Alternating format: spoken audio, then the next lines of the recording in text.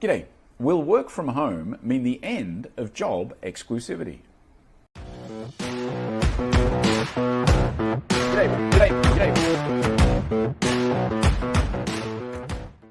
Thanks to COVID, many companies have implemented fairly flexible work from home policies. Some have even implemented work from anywhere, which means you don't even have to live in the same country to do that particular job.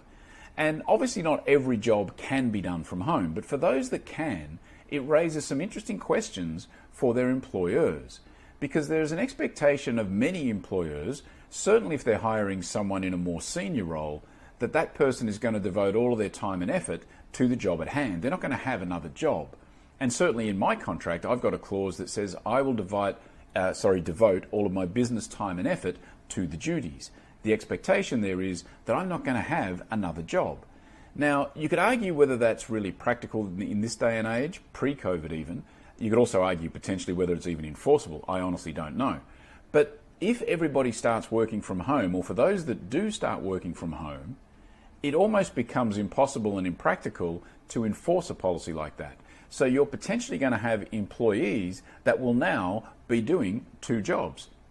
And so that puts the onus and the pressure back on the employers to make sure that they're very clear about what their expectations of commitment are in terms of time, and also obviously in terms of deliverables. And look, overall, I think that's not a bad thing.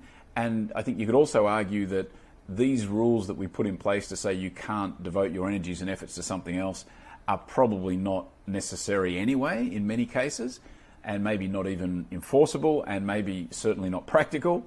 But if we are working from home or anywhere, and if we can potentially have multiple jobs, how does that change the dynamic between employer and employee?